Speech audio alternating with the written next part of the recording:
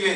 اور بات یاد رکھیے امام حاکم نے اپنے مستدرک میں اس حدیث کو بیان کیا ہے اور امام ذہبی رحمۃ اللہ تعالی علیہ فرماتے ہیں کہ یہ حدیث شیخان حضرت امام بخاری اور حضرت امام مسلم رحمہم اللہ کی شرط کے مطابق ہے. امام البانی نے اس کو صحیح کہا ہے اس واقعے کو, اس حدیث کو. اور یہ حدیث کیا ہے؟ طارق بیان کرتے ہیں کہ حضرت عمر رضی اللہ تعالی عنہ اپنے دور خلافت میں حضرت ابو عبیدہ ابن الجراح رضی اللہ تعالی عنہ کے ساتھ ملک شام کے سفر پہ نکلے. اللہ اکبر. مسافر دو ہیں, سواری ایک ہے, اونٹنی کی شکل میں سفر کر رہے ہیں. جب اہل شام کی بستی کے قریب پہنچے, نازل عمر, اللہ اکبر, نازل عنہا وخلع خفیہ. حدیث کے لفظ ہیں کہ حضرت عمر رضی اللہ تعالیٰ عنہ اپنی سواری سے نیچے اتر آئے, جوتے اتار لیے, ووضع علی عاتقہ, اور ان جوتوں کو اپنے کندھے پہ رکھ لیا, چلنا شروع کر دیا. اپنی سواری کی لگام کو پکڑا ہوا ہے. حضرت ابو عبیدہ نے دیکھا کہ امیر المومنین عیسائیوں کی بستی کی طرف جا رہے ہیں. چند لمحوں کے بعد لوگ یہ منظر دیکھیں گے کہ امیر المومنین مسلمانوں کے امیر جو ہیں وہ اس کیفیت میں داخل ہو رہے ہیں. بڑی انہیں شرم محسوس ہوئی. کہنے لگے فقال ابو عبیدہ یا امیر المومنین, ابو عبیدہ کہنے لگے امیر المومنین, انت تخلع خفیک وتضعهما على عاتق وتأخذ بزمام ناقتك وتخوض بها المخاض. کہ امیر المومنین آپ نے اپنے جوتے اتار لیے, کندھے پہ رکھ لیے, اپنی اونٹنی کی لگام کو پکڑ لیا, ننگے پاؤں پیدل چلتے ہوئے اس حالت میں اس بستی میں داخل ہوں گے. ما یسرنی ان اہل البلد, مجھے اچھا نہیں لگتا کہ یہ کافر جو ہیں آپ کو اس حالت اور اس کیفیت میں دیکھیں. اللہ اکبر. مسلمانوں, یہ ہمارے اسلاف تھے. کبھی اللہ نے یہ عزتیں ہمیں دی تھی, ہم اس عزت پہ فائز تھے. حضرت عمر رضی اللہ تعالیٰ عنہ نے ارشاد فرمایا, اوہ ابو عبیدہ خاموش ہو جاؤ. لو یقول ذا غیرک یا ابا عبیدہ جعلتہ نقالا لامت محمد. ابو عبیدہ اگر یہ کلمات تیرے علاوہ کسی دوسرے شخص کی زبان سے نکلے ہوتے تو میں اس کو پوری امت کے لیے عبرت بنا کے رکھ دیتا. اور اس کے بعد کیا کلمات کہے.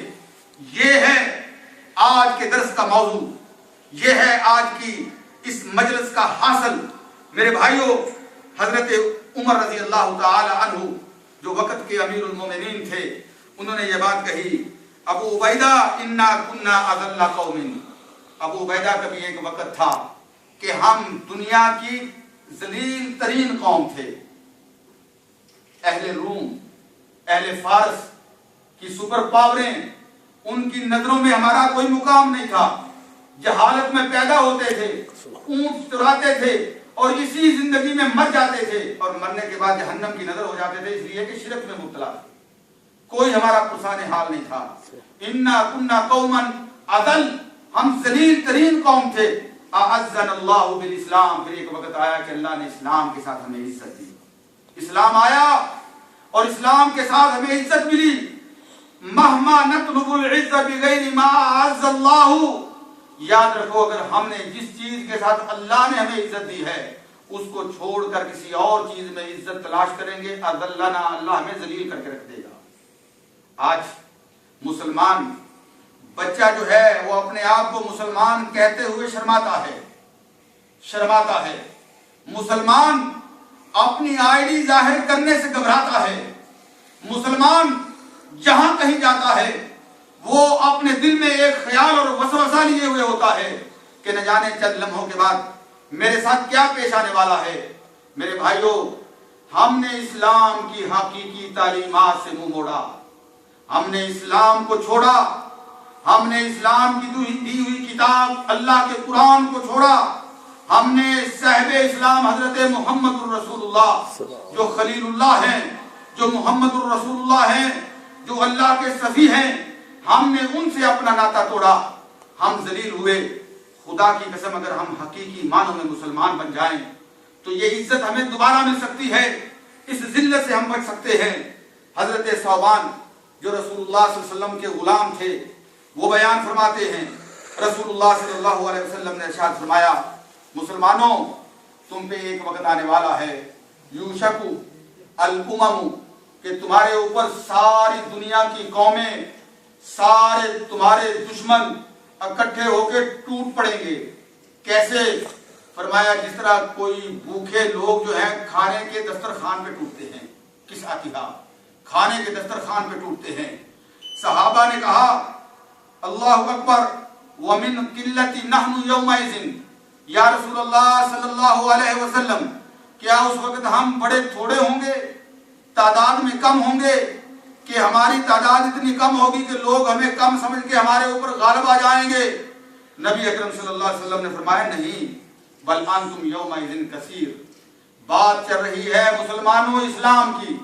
ہم کیسے اسلام پہ چلنے والے ہیں؟ بدأ الاسلام غریبا وسیعود غریبا کما بدا کہ اللہ کے پیغمبر صلی اللہ علیہ وسلم نے فرمایا بل انتم یومئذ کثیر تم بہت زیادہ ہوگے لیکن تمہاری حالت اور کیفیت یہ ہوگی ولکنکم غصاء کا غصاء السیل جیسے فلڈ سیلاب کا پانی ہوتا ہے زبردست پانی اور وہ جہاں آتا ہے وہاں پڑے ہوئے تنکوں کو اٹھا کے اپنے ساتھ بہا کے لے جاتا ہے. وہ تنکے نہ ان کی کوئی منزل ہوتی ہے نہ ان کا کوئی سہارا ہوتا ہے نہ ان کے پاس طاقت اور پاور ہوتی ہے. جہاں پانی بہا کے لے جاتا ہے وہ وہیں بہہ کے چلے جاتے ہیں. مسلمانوں تمہاری یہ کیفیت ہوگی کہ تم اس تنکے کی طرح حقیر ہو جاؤ گے جو سیلاب کے بہتے ہوئے پانی میں پانی کے اوپر جو ہے وہ چل رہا ہوگا. نبی اکرم صلی اللہ علیہ وسلم نے فرمایا وہ موقع ہوگا جب اللہ رب العزت تمہاری ہیبت کو تمہارے دشمن کے دل سے نکال لیں گے اور وہ موقع ہوگا کہ جب اللہ پاک تمہارے دل کے اندر وہن کو ڈال دیں گے. صحابہ نے عرض کی یا رسول اللہ وہن کیا ہے؟ نبی اکرم صلی اللہ علیہ وسلم نے فرمایا وہن یہ ہے کہ تم موت کو ناپسند کرو گے اور دنیا سے محبت کرو گے.